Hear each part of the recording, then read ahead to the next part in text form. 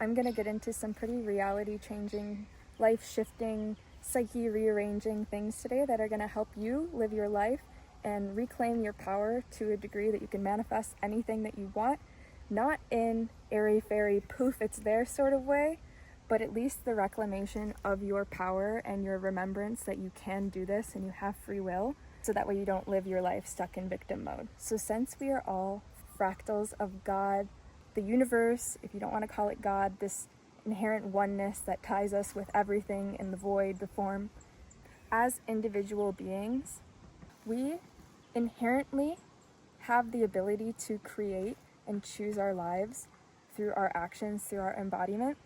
The more you become aware of this, the more you become conscious of this, the more ease that you are able to actually carry out the manifestations and hold them.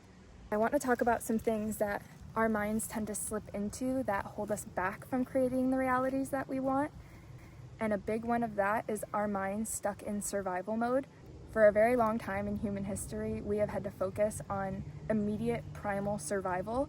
So the structures in our brain are designed to keep us alive, not necessarily thriving, not necessarily attaining self-actualization, unless you are programming it to look at these things and transcend, integrate and transcend some of the more primal human needs.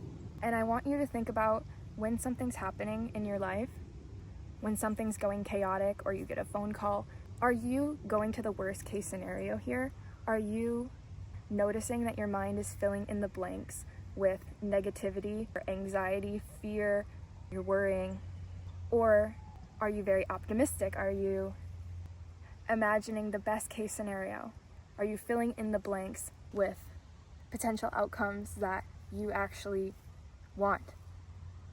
When you're going in for a job interview, are you going in confidently thinking, I got this job? Or are you like, oh my God, are they going to be judging this? I need to do this. I'm not. And subtly having these underlayer of fears that are motivating your psyche to loop in this negativity, this fearful state, because, oh, it's such a tragedy. In this, you are preparing for that and manifesting those outcomes. Now, that's not to say that you're going to fail at everything. Maybe you're very competent and your voice and your mind just says that, and it keeps you from taking bigger leaps, and you just kind of do the most minimal things. Well, then in your case scenario, it's time to think bigger. It's time to go beyond your current circumstance, whether that's a 9-to-5 that isn't serving you, not making enough money, in misaligned relationships, you don't like your friend group or your partner, or you're sick of that family member taking advantage of you. Start to create outcomes that are best case scenario. Start rehearsing these sort of things in your mind, and remember that the power is yours, the paintbrush is yours, and when you're thinking thoughts over and over again and letting your mind take you through those loops or those routes, you're coloring with those colors of anxiety and fear in your psyche. And we attract what we embody and what we expect. That's why you can actually see a lot of successful narcissists, because they have such a positive self-belief and identity and sort of confidence to do whatever they can and thinking that they're the best, that they manifest that outcome. Even if it is dark, even if it's, like Donald Trump is a great example of a narcissist who gets everything that he wants. His confidence literally rubs off on people. People feel that off of him and they trust it. Now, that links in with a lot of people's beliefs as well, so it's not just cut and dry with a political figure like this, but if you know a narcissist in your life that's very successful, maybe they aren't fully in alignment or in integrity, or they don't have really good intimate relationships, it doesn't matter. They are still able to manifest effectively because they're walking through the world with confidence and the belief that they're going to get everything that they want. So when I'm saying this, it isn't really to go out and use this on egoic things. You can do that, you can try that.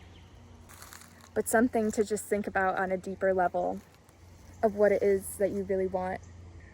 More time, more love, connection, more aligned relationships, or ways of being in the world. This is just a wake-up call for you to pay attention to what your psyche is repeating over and over and over again, because Yes, you may have been conditioned and programmed by the world or your family, but you allowing your psyche to stay hooked in those things, whether old structures or things that don't feel good anymore, it's time to cut the things that are not serving you out of your life so you can up level, so you can quantum leap, if we want to call it, into this new reality. Because I hate the jargon of it and everyone uses it and it's like, what does that even mean? But that is what I mean when I talk about a quantum leap. Because once you remove everything that's holding you back in your psyche and your underlying belief systems and you catch it before it comes to form, this is how you shape your life on a foundational level. And this is how you get started putting yourself back in the driver's seat in the best, most loving way possible. And you don't worry about making the wrong decisions anymore. You know you're tapped in with your heart, your desires, you know how to listen to it. You don't have all of these crazy beliefs, limiting beliefs that are running your life just coming out. That's really what it is. We just get filled up with this BS programming and we think this is who we are. It's not who we are.